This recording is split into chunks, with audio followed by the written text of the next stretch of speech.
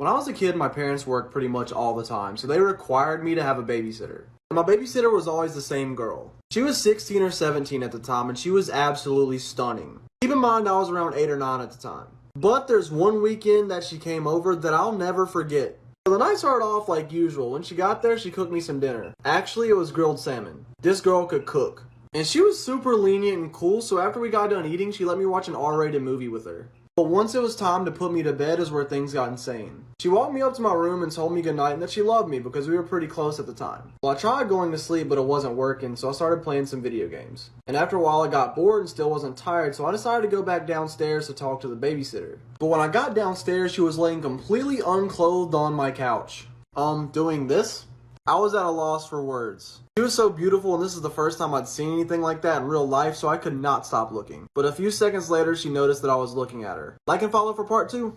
So my babysitter walked me upstairs, told me goodnight, and she loved me. And after a while of laying in bed, I could not fall asleep, so I decided to play some video games. But of course, eventually I got bored, so I walked downstairs to talk to my babysitter. But when I got to the bottom of the stairs, I noticed that she was laying on the couch completely unclothed. Doing, this. And she was so bad that I could not help but sit and watch. That was until she noticed me looking at her. She immediately jumped up and screamed and put her clothes on. And I ran back to my room because I knew I was in trouble. And a few moments later, my bedroom door burst open and she started screaming at me. And then she literally bent me over and spanked me. But after she calmed down, she told me that I could not tell my parents about this because she really didn't want to lose her job. If I didn't tell them and forgot about it, then me and her would be cool. And I really liked her, so I didn't end up telling my parents. And I'm still in contact with her today. I just, haven't cracked yet. But we'll see.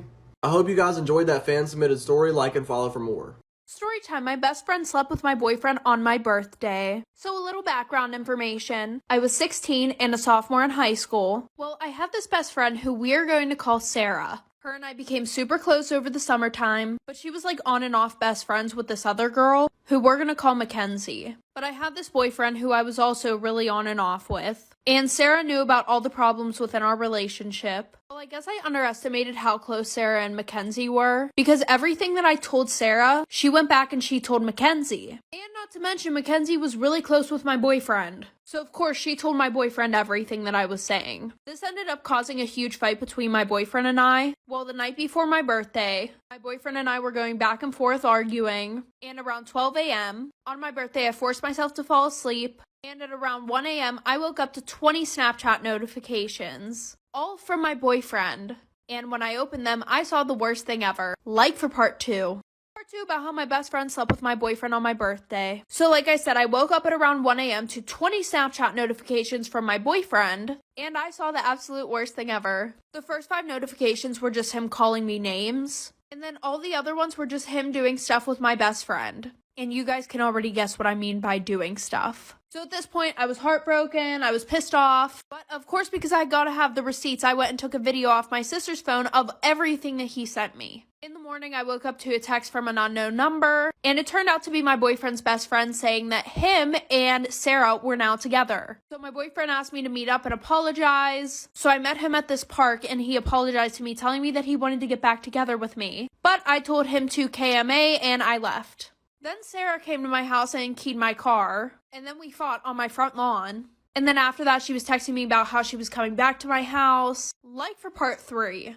Part 3 about how my best friend slept with my boyfriend. So like I said, she came to my house and she keyed my car. And I caught her, so I went outside. We fought on my front lawn. After she left, she kept sending me messages saying that she was coming back to my house so we could fight again. But she was blocked, so I didn't get any of the messages. And then my ex came to my house and brought me flowers. And this was all in a span of 1 day. So because it was my birthday party, my cousins were at my house, and I already told them everything that happened. So they went outside and they fought him. Well, then I ended up sending all the videos to his parents, her parents, his siblings, aunts, uncles, cousins who loved me. Then I also decided to take legal action, and I sent the cops all of the screenshots of Sarah harassing me. And my sister got a video of us fighting, so I sent that to them too. Well, since she was 18 and I literally just turned 16, she got 3 months in county jail for minor harassment and minor physical altercations. So in the end, I think I won. Story time about how I saw my boyfriend propose to another girl in front of me. So a little background information. At the time, my boyfriend and I had been together for around 4 years. We had 2 kids together, and our relationship was pretty rocky. Within the first year of us dating, he would cheat on me all the time, and both times that I was pregnant, he would cheat on me also.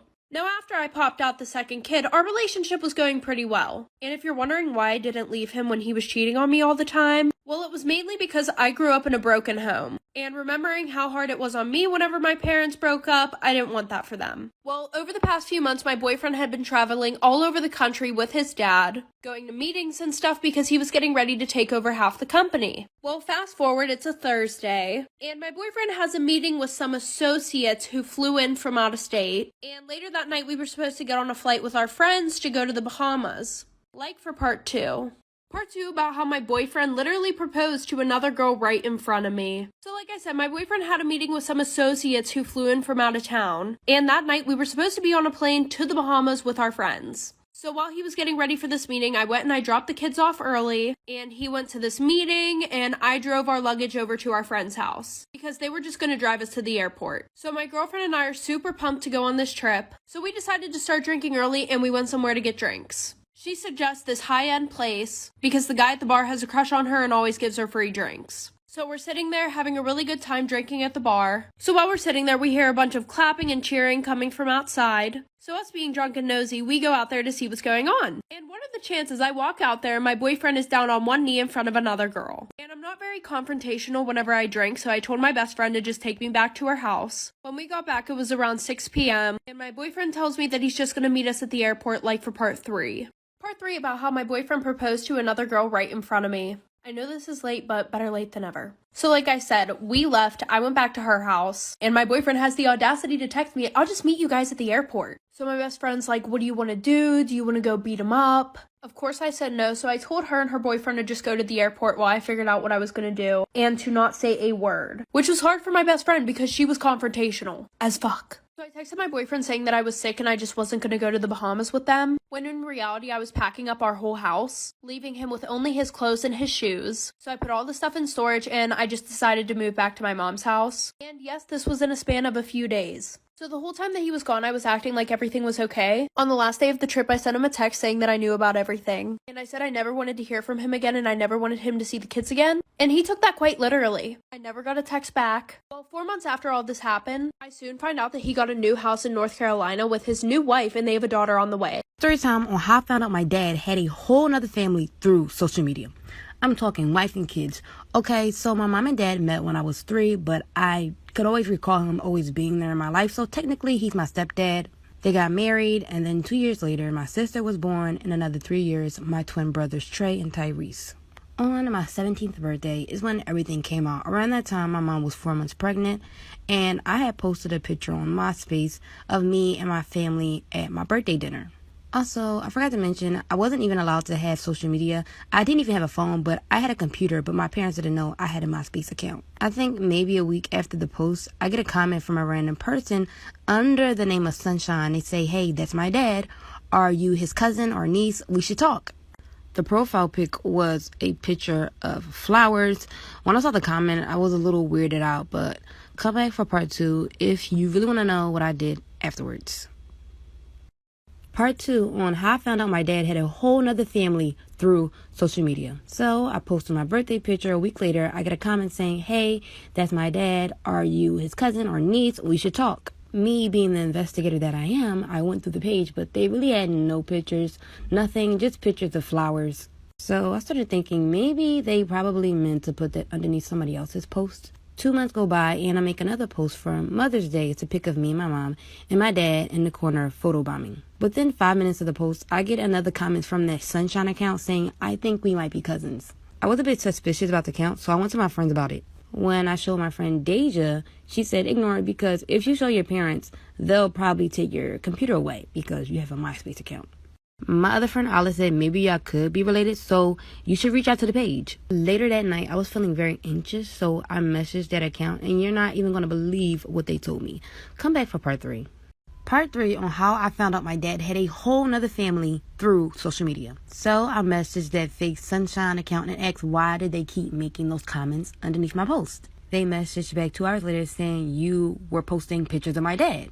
I responded back, no, that's my dad. Then they sent me a picture of a girl with my dad. I was like, who's that other girl? They responded, me. I was like, no, you're a fake page. And she responded with another picture, but with my dad and a whole nother woman and 3 kids, including the girl. When I saw that, I shut my computer down, and later that day, I went to my friends to show them. They were so surprised, and I asked them what I should do. Deja was like, don't do anything. If you do, your family is going to fall apart. Alice butts in and just tells Deja to shut up. She was like, yo, you got another sister. Don't you want to know who she is? I replied, no. Alice was like, you should tell your mom. Deja was saying no, and they was just arguing back and forth whether or not if I should say anything. Come back for part 4.